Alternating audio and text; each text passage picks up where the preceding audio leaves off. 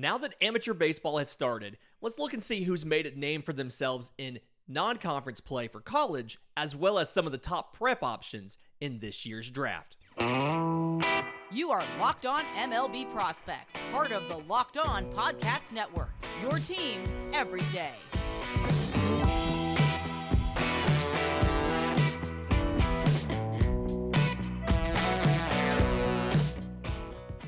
Yes, welcome on in to Locked On MLB Prospects, your home for all things minor league baseball. I'm your host, Lindsey Crosby, baseball writer and podcaster. Thank you for making this your first listen. Every single day, we're proudly part of the Locked On Podcast Network, where it's your team every day. And today's episode is brought to you by our friends at FanDuel. Make every moment more. Visit FanDuel.com/lockedon to get started today. So, college baseball is in non-conference play, and prep seasons are starting to get going depending on where in the country you live and if there's still snow on the ground. So, some of the guys that have stood out in non-conference play for college, a couple names here. One of them you've already heard, right-hand pitcher Paul Skenes of LSU. Reminder about Skenes, transferred from Air Force after his sophomore year. That is the cutoff if you want to leave the academy, because if you stay after that and you graduate, you are required to complete your military service. We just saw that whole scenario with Noah Song, where he finally, multiple years after graduating, was moved to the reserves and was able to report to the Philadelphia Phillies after he was taken in the Rule 5 draft. So Paul Skenes transfers to LSU. Big boy, 6'6", 247. He was a hitter as well at Air Force. He has not had an opportunity to hit at LSU. At Air Force, year one, 410, 486, 697, 11 home runs in 48 games. Year two, 314, 412, 634, 13 home runs in 52 games. But he is being looked at as a pitcher, and he was already considered to be probably a first-round talent, or possibly even a top 10 talent. But the start to the season that he's had has now put him on the list of a potential top 5, or maybe even breaking into that top overall pick. So he started 3 games so far in college, and all of these college stats are going to be excluding the midweeks on Tuesday and Wednesday, because they're not all done by the time that we are recording this. So not a big deal for Skenes. He's a weekend guy, but some of the hitters we have coming up in just a minute, they will not be included as far as their midweek stats. So Skenes, 3 games started. He's 3-0 in 15 innings pitched with a 0.50 ERA. He's gotten 36 strikeouts to 3 walks, and he has given up 6 total hits, and only one of them was an extra base hit. So he gave up the first start of the year versus Western Michigan. He gives up 3 hits in 6 innings, 1 walk, 12 strikeouts, and a double for one of those 3 hits. Kansas State, week 2, 6 innings, 2 hits. There's the 1 run in there. 2 walks to 11 strikeouts. Week 3 versus Butler, 6 innings, 1 hit, 13 strikeouts, and no walks. So he's been getting better every single week, which is a little bit ridiculous. Kind of a reminder as to what he does really well. Fastball slider change is his game. Typical of a lot of college pitchers, he really focuses on the first 2 and doesn't have to use that change a ton. The fastball, 70 grade fastball. Relies on the power, sits 96, can touch 99. And the name of the game here is he just absolutely blows this past, guys. The slider, it's a plus slider, sits in the high 80s, and has a lot of late drop to it. He does have a changeup. It's more of a power change, so it sits high 80s, low 90s. Doesn't quite get the full 10-mile-an-hour separation that you typically look for, but very, very good. Has some power to it, has some good fade to it. We talked last week about some of the only real improvement you were looking for from Skenes. You wanted to see how his stuff acclimated to the SEC, and you still haven't gotten that because it's been non-conference play. Again, Western Michigan, Kansas State, and Butler. They'll start SEC play, I believe, next weekend. So you'll have a chance to see what that does. We did talk about him needing to get more chase on the secondaries. And from what I've been able to see of some of their games, he is getting more chase from the secondaries. But again, that's a scenario where non-conference play, you want to see how it does against the SEC hitters. Another guy that stood out, has taken advantage of injuries and things like that to really come out and have a great beginning to his career. Sean Sullivan, the lefty from Wake Forest. So he transfers from Northwestern. He was the Friday night starter for Northwestern. Transfers to Northwestern. Started off coming out of the pen. But because of injuries and things like that, has gotten a chance to start. Right now, 3 games, 180 ERA, and 15 innings pitched. 31 strikeouts to 4 walks. The only real blemish as far as extra base hits is he gave up 1 home run in his most recent start to Ball State. So, first 2 outings, scoreless, a combined 2 hits across those 10 innings. The game against Ball State last weekend, he gave up 3 hits, 3 earned runs, 3 walks to 10 strikeouts. Only, that's 3 of his 4 walks came in that 1 outing. But the thing that I love, he's 2-0, and he has a save because he came in at the end of the game in week 1 when he was still working in relief and finished that game to earn the save. So what I'm watching when I see Sean Sullivan is a lefty from a low 3/4 slot. I mean, it's not quite sidearm, but it's pretty decently close to it. And so because of that, super deceptive, right? The fastball doesn't have amazing velocity. I mean, he broke 90 the other day, but because of the handedness, the low slot, and the deception and delivery, it plays up really well. Slider sits in the high 70s, and then changeup sits in the low 80s, and very much he's doing that horizontal thing, right? The fastball, for the most part, stays where he throws it. The slider runs one way, the changeup runs the other. I like the arm side run on the changeup. And so it's a nice horizontal game. I do want to see, I think, the improvements here for Sean Sullivan that can make him an even more well-rounded draft prospect is, one, working on the velocity a bit. Wake Forest is known for being able to take these guys and make them better. It's his first year in the program since he transferred in, so you do have a little bit of some work there as far as having time with the pitching lab to get that extra stuff.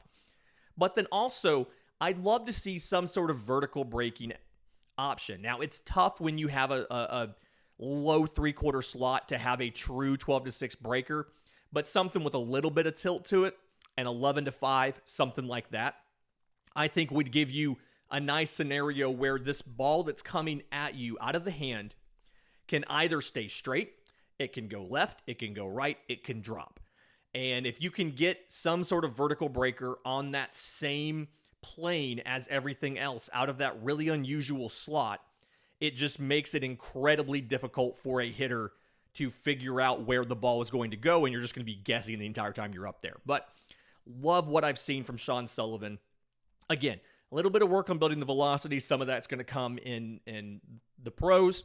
Maybe some work on a vertical breaker. This really feels like a Guardians pick, like a Cleveland Guardians guy. They're going to get him, add some velo, give him a vertical breaker, and he's going to go on and compete for Cy Youngs in 4 years. That's what it feels like to me. Couple position players that I've noticed so far. Outfielder Kemp Alderman of Ole Miss. He's played in 9 games so far, again, excluding the midweeks. 13-34, 4 home runs, 7 extra base hits, 9 runs and 12 RBIs, 6 walks to 7 strikeouts, and 2 for 2 on stolen bases. The story for Kemp Alderman is the raw power is absolutely stupid. When he gets a hold of a ball, this ball is destroyed. I think one of the games I watched the other day, you look at the hardest hit balls in the game, half of them were his. He had as many hard hit balls as the rest of both teams put together. Just when he makes contact, he destroys it. Now, there is some swing and miss in there. He's got 7 strikeouts. But something I feel like has a lot more raw power than we initially maybe projected and can get it into games better than a lot of people thought he could. So, Combine that with the fact that he's got a big arm. He's a corner outfield profile. The speed isn't necessarily great. It's probably 40 now. So you worry a little bit about the ability for him to kind of ramp that up. He's a bigger guy, 6'3", 250. So you're looking at a profile that at best is going to be a right field profile, but very much could also end up maybe moving to first base if he slowed down anymore. But the arm is great. 60-grade arm. Looks like he can be one of those power slugging right fielders that can just hit tons of tanks for you. And then outfielder Colton Ledbetter of Mississippi State. We're just going to stay in state. He's a transferred from Samford. And it's a similar scenario this year for him, kind of like Sonny DeShera was for Auburn last year. Transferred in from Samford, had a fantastic year, ended up being co-SEC Player of the Year, and went to the Angels in, I think, the 5th round. So 12 games started so far for Colton Ledbetter. 15 of 45, 3 home runs, 7 extra base hits, 11 runs, 21 RBIs, and 13 walks to 7 strikeouts with 8 for 8 on stolen bases. So defensively, I think he's above average in center field, and he's got enough speed where you can project him, at least at first, to stick in center field at the major league level. But he's really kind of there for offense, right? He has really good contact and really good pitch recognition. The fact that he's got 13 walks to 7 strikeouts kind of tells you he's very good at seeing the ball out of the hand and knowing what is and is not a strike. The exit velos are pretty good as well. And so preseason All-SEC second team or third team, depending on who you look at. But I think that it's definitely a scenario where you see him as a average to above average center fielder. He may be better if you move him to a corner. A guy that can not only give you some power, but also some steals. Like I said, 8 for 8 on stolen bases. And then is going to give you good contact. Going to be a very good pro for whoever goes and takes him. In just a minute, I want to get to some of the top preps in this class. We haven't really talked about these yet. We'll do hitters, and then we'll do pitchers. But first, today's episode is brought to you by our friends at FanDuel. The midway point of the NBA season is here, and now is the perfect time to download FanDuel, America's #1 sportsbook. New customers get a no-sweat first bet up to $1,000 in bonus bets back if your first bet doesn't win. Just download the FanDuel Sportsbook app. Safe, secure, super easy to use. You can bet on everything basketball related. The money line, point scores, threes drained, and you can go ahead and get acclimated to the app now before March Madness starts. That's coming up very soon. I believe conference tournaments start maybe tomorrow. And so you can be ready for March Madness by practicing over the conference tournaments over the weekend and with some NBA stuff. FanDuel lets you combine these bets for a chance at a bigger payout with a same-game parlay. So you can take multiple different things, including you can have some stuff on both teams if you think there's a mismatch, or you just want to have a rooting interest and say, I want tons of offense in this game. Well, there you go. So don't miss your chance to get your no-sweat first bet up to $1,000 in bonus bets when you go to FanDuel.com/lockedon. That's FanDuel.com/lockedon to learn more. Make every moment more with FanDuel, the official sportsbook of the Locked On Podcast Network. Okay, talking about some of the top preps in this class, there are a couple candidates that could get up into the definitely going to be top 10, but could be a candidate if they can jump some college players to be #1 overall. And really, we're talking about Max Clark. So, outfielder from Franklin Community, 6'1", 190, currently committed to Vanderbilt. But the thing that you need to know, so I've got a combination of scouting reports here. I've seen a little bit of them, combination of scouting reports, and then MLB Pipeline actually tries to give number grades on all 5 of the tools. So the number grades here come from MLB Pipeline, and then scouting reports based on not only what I've seen, but also what some of the other MLB draft sites have looked at so far. So MLB Pipeline has him as a 60 hit tool and a 50 power tool. And the power it's definitely projectable. You can see him. I mean, he has a lot of physical development that's already been done. And so there's a question about how much physical development you can still account for with Max Clark. But I think a lot of it kind of comes back to the approach. He's incredibly strong, and he's done a lot of that physical development. But a lot of what his power, they gave it a 50. I think it's more approach than anything. When I watch, he very much, like, he's a line drive machine as a left-handed hitter. His goal is to put it into the gap, get it out, and take extra bases. The speed is probably 70 grade. I actually think that's what they gave him, is 70 grade. And I've got him as a plus hit tool. I think the thing for Max Clark is it's been approached so far. He probably has a ceiling of about 20 plus home runs at his, like, once he reaches full potential in the minors and or majors. The reads, routes, and reactions in center field look pretty good to me. The arm is better than plus. It's not quite a 70 grade, but it's better than plus. So a very, very good arm. And then defensively, he's going to be a plus defender. So top 5 pick here. Again, the power right now is really line drive power from gap to gap. I think he has the potential for more. The bat speed's there. It's just a matter of approach, changing the launch angle a little bit, and being willing to sell out to get those home runs. But a no-doubt center fielder. Can absolutely stick in center field. The arm is an asset. He can hit 97 on the mound. So the arm is something that even a lot of the really good center field defenders don't always have a great arm. And so that's going to help him. There's a reason why he's probably expected to be a top 5 pick now and has a chance of possibly jumping Dylan Cruz or Chase Dollander if either one of them slips and he has a great spring for his high school team. The other guy who's kind of right behind him in that top 10 is Walker Jenkins. 6'3", 205, committed to the University of North Carolina. And something where he feels like he's a power hitter, kind of in the mold of like an all-around right fielder. So the power, I got it as a plus grade right now. MLB Pipeline does as well. The hit tool is better than average, maybe above average, not quite plus, but I think it can get there. It's just the selling point here is the power. And you've seen the power tick up as he's physically matured. You also saw the speed back up a bit. He was a plus runner. Now he kind of comes in more of an average or so runner. And so plus arm, but you're looking at him as a corner option versus a center field option because the speed's backed up a little bit. The reads, routes, reactions are good.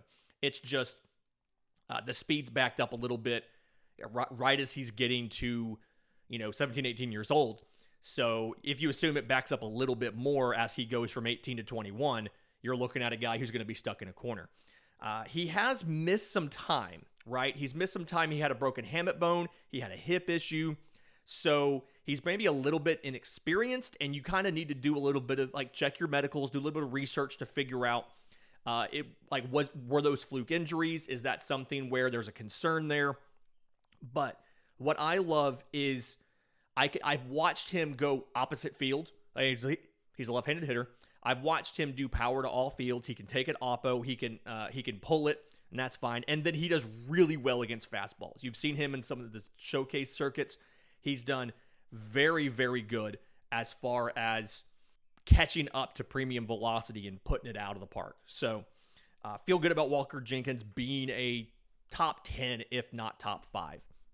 And then another interesting player who's kind of maybe back half of the top 10 is Aidan Miller, third baseman, 6'2", 210, committed to Arkansas right now. Another guy who's done very good at adjusting to velocity, very good with premium velocity. We have him as a third baseman because he's already added size, and as he's added size, he's 6'2", 210. As he's added size, he's slowed down to about average speed right now. The arm is plus, so he can stick at third.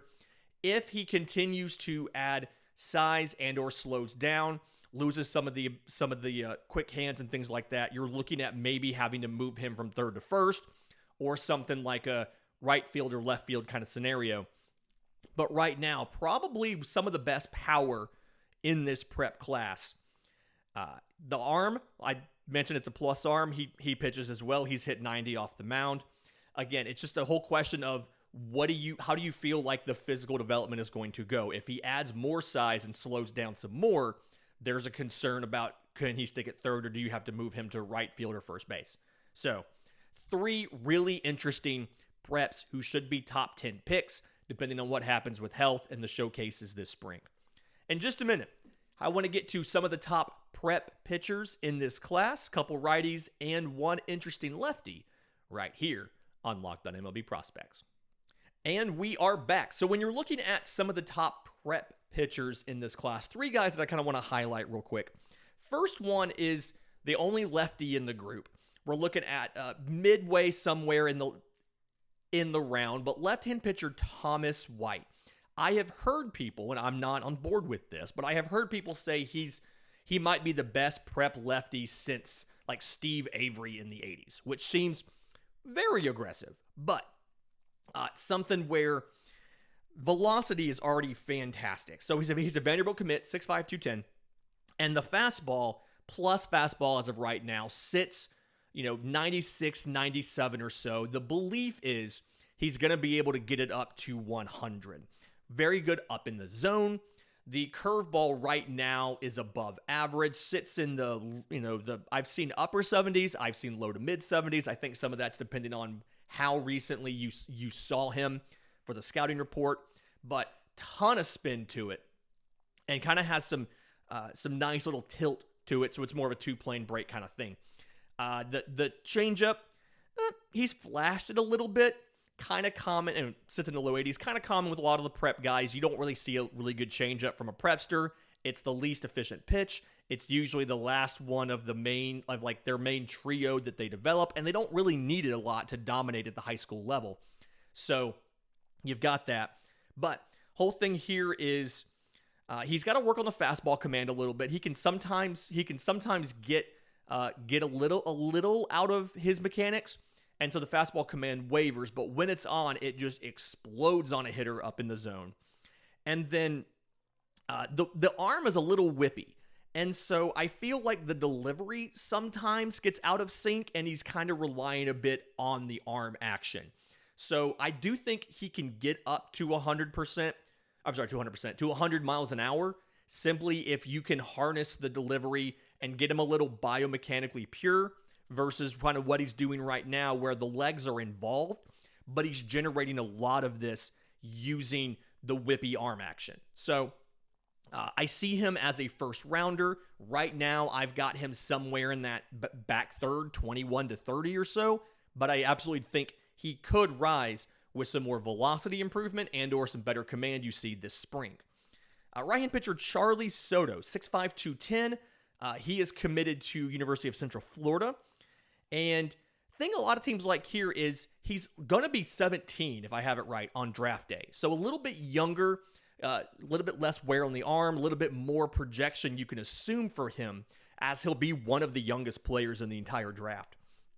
Fastball is somewhere between plus and 70 grade. I've seen both. Hits 98 miles an hour, excellent life up in the zone, right? Like a lot of late movement, kind of runs a bit on you up in the zone. Slider is above average right now, gets, sits in the mid 80s or so, has some kind of late bite to it. And then the changeup sits around the same place. So you want to see something get different. Either the slider get a little harder, the changeup get a little slower or something, but has really good tumble to it. Looks like a splitter, might actually be a splitter. I'm not quite sure, but looks like it does really well against lefties. He can kind of he can command it pretty well against a lefty, so it gives him a weapon there. I think that you need to work on a little bit more consistency with throwing strikes. He's a prep pitcher. These kind of things happen, but combined with where he's already sitting 95, 96, can touch 98, combined with the age being so young, I think there's a lot of projection available here and something where you can develop him into a quality starting pitcher.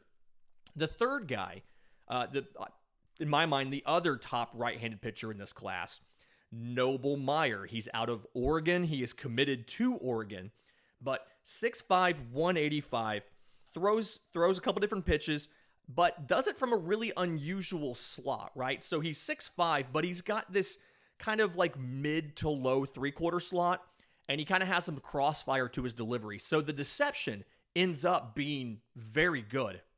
It ends up being a really deceptive delivery, just kind of hard to pick up with that lower slot and the crossfire there on it. The fastball sits 97 or 98, as a two-seamer. So fantastic velocity for a two-seamer. Really does a good job as far as just like making it hard to pick up out of the hand and making the movement hard to track because you don't usually see two-seamers that fast. Slider is mostly, it has two-plane break in the mid-80s, mostly sweep though. So kind of gives it a nice visual kind of profile there, running away and then down just a little bit. And then has a changeup that sits in the upper 80s. Again, not something you've really seen a ton of. It's not as good as the other two, but I think you can assume it's going to get to average because of the arm speed matching very, very well. Again, frame is like 6'5", and so I think there is more physical projection here than a lot of other guys. 6'5", but only 185. And so I'm really curious to see what happens with that physical projection as far as what it does for his velocity. And then maybe if it gives you the ability to firm up that slider a little bit and make it more of a power slider. And I would love to see him incorporate something that's kind of a pure vertical drop, something like a curveball, like a 12-6, something like that. But either way, it's a fantastic profile. And it's a school that's going to deliver at developing pitchers. Jesuit High School in Portland. Mick Abel came from there. Like they're good at developing these pitchers. So you feel kind of good about this as far as what the body can do and what the potential is for a Noble Meyer. Again, I have him kind of back third of the first round, can absolutely move up as well, depending on what happens with some of these college guys ahead of him and injury concerns like we've already started to see with some of these college pitchers. Fantastic week this week. One more show coming up tomorrow. Really excited about this one. There was an article about two-way center fielders, guys who can contribute both offensively and defensively, and how tough it is to find those right now. So we're going to kind of go through some of the top outfield prospects and discuss their offense versus their defense and who can be a two-way center fielder in the future. So you can stick around for that. In the meantime, if you have questions for the mailbag, I'm on Twitter at Crosby Baseball. Show's on Twitter at Locked On Farm. You can email us, lockedonmlbprospects@gmail.com, or drop your questions in the Locked On MLB Prospects Discord. Link is in the episode description. Link is in the show notes. Until tomorrow's show, this has been Locked On MLB Prospects.